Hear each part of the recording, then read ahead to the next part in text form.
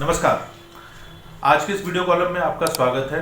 Nationalist view के इस video column में आज हम लगभग 300 साल पुराने एक ऐसे इतिहास की बात करेंगे या ऐसे ऐतिहासिक घटनाक्रम की बात करेंगे जिससे आपको ये पता चलेगा कि अफगानिस्तान के अंदर ये जो तालिबान को लेकर सारी गतिविधियां चल रही हैं और क्यों अफगानिस्तान के अंदर इतना कॉन्फ्लिक्ट है, क्यों अफगानिस्तान के अंदर आपस में इतना एक गृह युद्ध की स्थिति हम देख रहे हैं कई दशकों से बनी हुई है और अब तालिबान नाम की एक कट्टर इस्लामी संस्था को जो है पूरी सत्ता एक तरीके से सौंपने का प्रयास किया जा रहा है और यहाँ तक कि अमेरिका और रूस दोनों ही जो कभी उसके कट्टर विरोधी रहे आज उसको बैक कर रहे हैं। और इसमें भारत के लिए भी ये बड़ा महत्वपूर्ण है क्योंकि तालिबान अगर अफगानिस्तान के अंदर आ जाता है तो संभवतः भारत के लिए उतनी अनुकूल परिस्थितियां नहीं होंगी।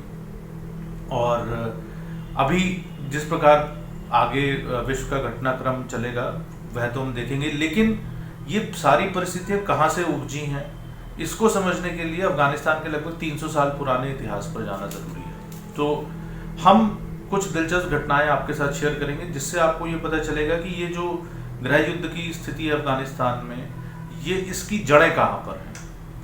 हम जानते हैं कि अफगानिस्तान में मूलतः जो पश्तून पॉपुलेशन है, जिन्हें पख्तून या पठान भी कहा जाता है, उसकी एक मेजॉरिटी है। और ये जो पश्तून पॉपुलेशन है इसके दो ट्राइब्स, आप कह सकते हैं कि पार्ट में आप इसको डिवाइड कर सकते हैं। एक गिलजाई ट्राइब और दूसरी अब्दाली ट्राइब। जो अब्दाली ट्राइब थी बाद में उसे दुर्रानी नाम दे दिया गया और इसी अब्दाली ट्राइब से जुड़े हुए थे अहमद शाह अब्दाली। तो हम बात शुरू करते हैं 1761 से।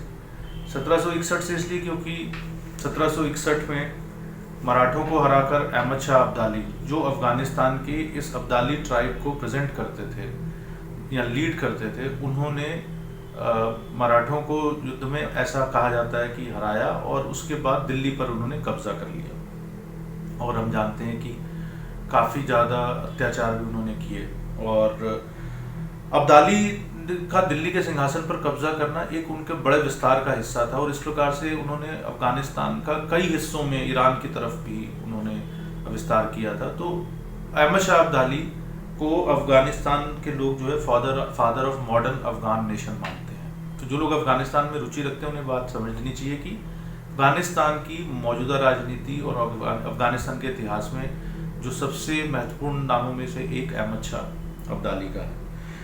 अहमद शाह अब्दाली जो है उन्होंने अपनी जो राजधानी थी वो कंधार रखी थी। अफगानिस्तान में दो महत्वपूर्ण बहुत शहर हैं आप कह सकते हैं, और एक कंधार और एक काबुल राजनीतिक दृष्टि से। तो हम जो चर्चा कर रहे हैं उससे आपको ये भी पता चलेगा कि क्यों हम ये इनका महत्व कैसे स्थापित हुआ। तो अहमद शाह अब्दाली ने अपनी राजधानी रखी थी जिसे आप कहते हैं कंधार, और उनका जो बेटा है तैमूर शाह, ये तैमूरलंग से अलग है। तो ये जो तैमूर शाह था उसने 1772 में कंधार से इस राजधानी को काबुल ले गया। तो इस तरीके से काबुल भी की एक राजनीतिक उपस्थिति दर्ज हुई। 1780 में दुर्रानी जो क्लैन था, जो दुर्रानी परिवार था, मैं फिर से आपको बता रहा हूँ कि ये थे तो अब्दाली पर इन्होंने अपना नाम बदल के दुर्रानी कर लिया था। तो ये जो दुर्रानी परिवार था ये इन्होंने सेंट्रल एशिया में जो बुखारा के अमीर थे उसके साथ एक संधि साइन की, एक संधि पर हस्ताक्षर किए, जिससे पहली बार एक मॉडर्न आधुनिक अफगानिस्तान की जो सेंट्रल एशिया के साथ बॉर्डर लगता है वो डिफाइन हुआ। तो सेंट्रल एशिया के साथ ये जो बॉर्डर वाली जो संधि हुई उसके अनुसार अमू दरिया, जिसे ऑक्सस भी कहा जाता है, ये एक बॉर्डर बन गया अफगानिस्तान का सेंट्रल एशिया की तरफ का। एक तरफ सेंट्रल एशिया था, दूसरी तरफ ब्रिटिश इंडिया था। ब्रिटिश इंडिया के साथ 1893 में सर मोर्टाइमर डूरेंट के साथ उस समय जो भी दुरानी परिवार के किंग थे उन्होंने हस्ताक्षर किए एक समझौते पर और डूरेंट लाइन तय हुई। तो ये डूरेंट लाइन जो है इसने 50% पख्तून पॉपुलेशन को और काफ़ी सारे 40,000 स्क्वायर मील का एरिया ब्रिटिश इंडिया में अफगानिस्तान के हिस्से का कर दिया। और जो आप नॉर्थ वेस्ट फ्रंटियर प्रोविंस या फाटा जो पाकिस्तान में है, फेडरली एडमिनिस्टर्ड ट्राइबल एरियाज देखते हैं, सारा पहले अफगानिस्तान का हिस्सा हुआ करता था जो ब्रिटिश इंडिया में आ गया और बाद में जब पाकिस्तान बना तो उसके पास चला गया। तो वहाँ पर ये पख्तून पॉपुलेशन एक बड़ी तादाद में है और वो अफगानिस्तान के साथ बड़े करीब से लिंक्ड है। और ये जो बॉर्डर बना हुआ है ये बड़ा पोरस बॉर्डर है, ये सब आपस में एक तरीके से एथनिकली एक ही यूनिट है। इसीलिए यहाँ पर आप देखते हैं कि ये north Balochistan, north west frontier province, FATA, ये जो सारा एरिया है, इसमें ये हब है पाकिस्तान में टेररिज्म का। यहाँ पे ज़्यादातर ट्रेनिंग कैंप्स चलते हैं, और जो तालिबान की भी पूरी ट्रेनिंग हुई वो इसी एरिया के अंदर हुई। और तालिबान मूलतः पख्तूनों का जो है, एक बड़ी संख्या में जो है पश्तून या पख्तून जो मदरसों में पढ़े पाकिस्तान के अंदर और अफगानिस्तान के मदरसों में पढ़े, तो उनसे ये 1990 के दशक में तालिबान नाम का संगठन बना। बहरहाल, तो ये बॉर्डर डिफाइन हो गया 1893 में ब्रिटिश इंडिया की तरफ, और उधर बॉर्डर डिफाइन हो गया था इससे पहले ही बुखारा के अमीर के साथ जब हस्ताक्षर किए थे 1780 में। अब अगले 200 साल तक जो है दुर्रानी जो परिवार था उसी ने अफगानिस्तान के ऊपर राज किया। उसी के जो किंग्स थे, उसी के जो शासक थे, जिनको अमीर भी कहा जाता था, वही आते थे और वही राज करते रहे अफगानिस्तान के ऊपर। 200 साल लगभग के बाद आप कह सकते हैं कि दुर्रानी जो डायनेस्टी थी उसका जो आखिरी किंग थे वो थे जहीर शाह। उन्होंने 1933 से लेकर और 1973 तक रूल किया अफगानिस्तान पर, और 1973 में उनके खिलाफ एक बड़ी बगावत हुई, वहाँ पे उन्हें हटा दिया गया। उनको हटाया था उनके ही एक कज़न, उनके ही एक आप कह सकते हैं कि चचेरे भाई, जिनका नाम था सरदार मोहम्मद दाऊद। उनको फौज में से, अफगानिस्तान की फौज के एक हिस्से का समर्थन प्राप्त था। अभी तक अफगानिस्तान को एक मोनार्की, एक किंग रूल्ड स्टेट की तरह, एक अमीर जैसे उनके ऊपर शासन कर रहे थे वो माना जाता था। लेकिन जब ये विद्रोह हुआ और जब जहीर शाह को बतौर अमीर हटा दिया गया, तो रिपब्लिक अफगानिस्तान को एक गणतंत्र डिक्लेयर कर दिया गया, और दाऊद जो उनके कज़न थे, उनके चचेरे भाई थे जिन्होंने उन्हें हटाया था, उन्होंने अपने आप को प्रेसिडेंट डिक्लेयर किया उसका। और दाऊद ने उस समय इस्लामिक फंडामेंटलिज्म की शुरुआत हुई थी। उस समय तक अफगानिस्तान के अंदर इस्लामी कट्टरवाद उस तरीके से नहीं था जैसा कि हम आज देखते हैं। और उस समय जब इस्लामी कट्टरवाद होना शुरू हुआ तो दाऊद ने उनके ऊपर एक बहुत बड़ा क्रैकडाउन किया, और ये सारे तालिबान के जो नेता थे ये भागकर आ गए।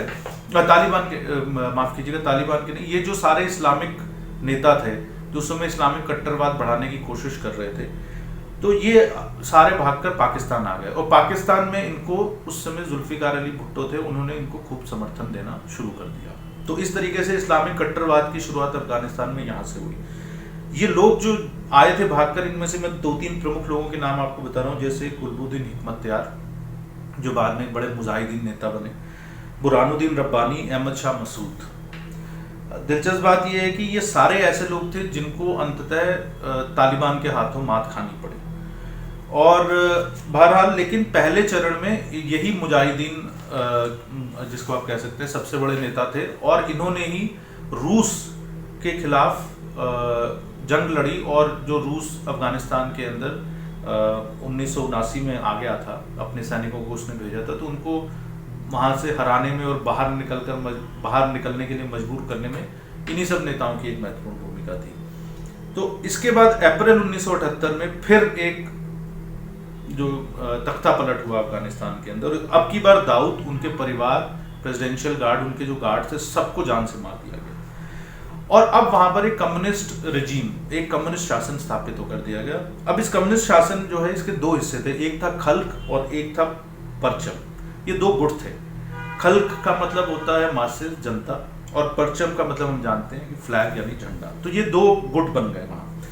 जो पहले खल्की कम्युनिस्ट प्रेसिडेंट थे उनका नाम था नूर मोहम्मद तारकी, उनका भी मर्डर हो गया था प्रेसिडेंट बनने के बाद। उसके बाद उनको जो उनके गद्दी संभाली, उसके बाद अगले जो अफगानिस्तान के प्रेसिडेंट थे वो थे हाफिजुल्ला अमीन। इनको जो सोवियत स्पेशल फोर्सेस थी उन्होंने 1979 में इनके पैलेस में घुसकर इनको मार दिया, और एक कठपुतली नेता वहां पर बैठा दिया जिनका नाम था बाबराक कमल। ये बाबराक कमाल या बाबराक कमल, जिसको आप कहते हैं बाबराक कमाल ही कहेंगे, ये परचम गुट के नेता थे, और इनको जो है रूस की तरफ से पूरा समर्थन प्राप्त था। इस तरह से अभी तक, जब तक ये घटना नहीं हुई थी, बाबराक कमाल को नहीं बैठाया गया था, तब तक अमेरिका का ध्यान बहुत ज़्यादा, या पश्चिमी यूरोप का ध्यान बहुत ज़्यादा अफगानिस्तान की तरफ नहीं था। लेकिन जब ये हो गया और उसके बाद सोवियत फोर्सेस ऑफिशियली अफगानिस्तान के अंदर एंटर हो गई,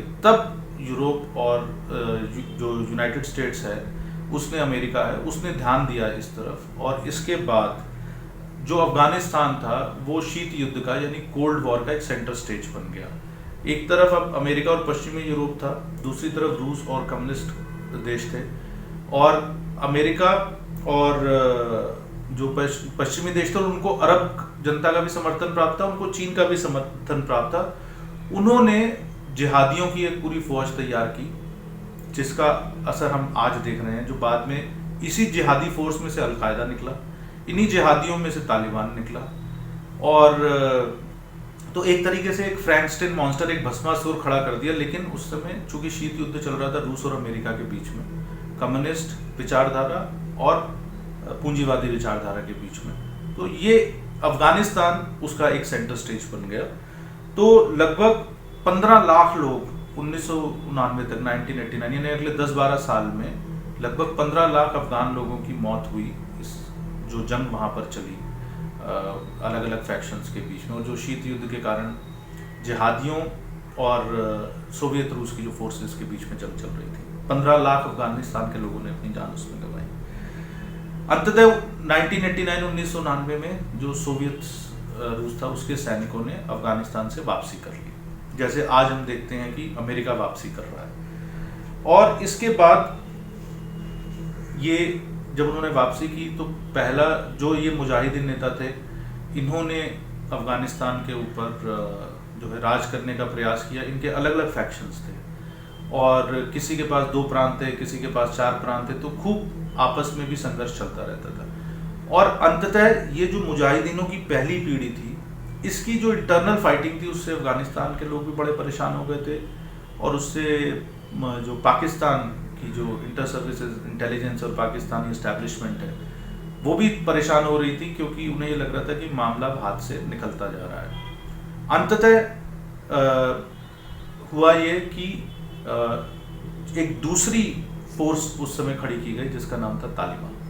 तो ये जो तालिबान था इसने इन सारे जो अलग अलग फैक्शंस थे जो आपस में लड़ रहे थे, इन सबको ख़त्म कर दिया, इन सबको हरा दिया ये उन्होंने। और उसके बाद कुछ समय के लिए उन्होंने अफगानिस्तान पर शासन किया। कह सकते हैं लगभग 90%, 80 से 90% अफगानिस्तान उनके अधिकार में था।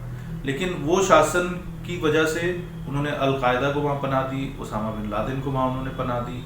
और उसके नतीजा हमने देखा कि 9/11 यानी कि आतंकवादी हमलों में के रूप में सामने आया। उसके बाद अमेरिका ने वही जिहादी जिनको उन्होंने खड़ा किया था और जिनसे तालिबान निकला था उसको ख़त्म करने के लिए मित्र देशों के साथ एंट्री ली। लेकिन ये तालिबान कैसे अचानक पिक्चर में आ गया, कैसे खड़ा हो गया अचानक, ये कहाँ से लोग आए थे, इसके बारे में हम अगले वीडियो के बारे में चर्चा करेंगे। आपको बताएंगे, पूरी जानकारी देंगे कि कैसे तालिबान, क्या है तालिबान, कैसे खड़ा हुआ और किस तरीके से एक फोर्स बना, किस तरीके से ये हारा 2001 के आसपास। इसे लगभग नेस्तनाबूद कर दिया गया, ख़त्म कर दिया गया। लेकिन कैसे इसने एक पूरा अपना चक्र चलाया और अफगानिस्तान के एक बड़े हिस्से पर कुछ साल तक शासन किया, और कैसे इस्लामिक कट्टरवाद को फैलाने में तालिबान ने एक अहम भूमिका निभाई। और ये भी बताएंगे आपको अगले वीडियोस में कि उसके बाद अफगानिस्तान में तालिबान का खात्मा कैसे हुआ और फिर तालिबान कैसे राइज कर रहा है और क्यों राइज कर रहा है और आगे का रोड मैप क्या होगा। तो आज के वीडियो कॉलम में इतना ही। नेशनलिस्ट व्यू को ज़रूर सब्सक्राइब करें।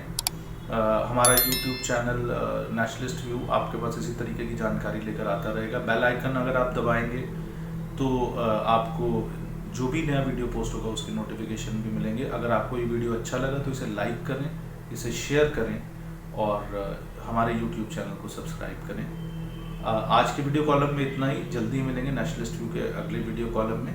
आप अगर चाहें तो और अधिक जानकारी के लिए हमारी वेबसाइट www.thenationalistview.com पर भी जा सकते हैं। धन्यवाद।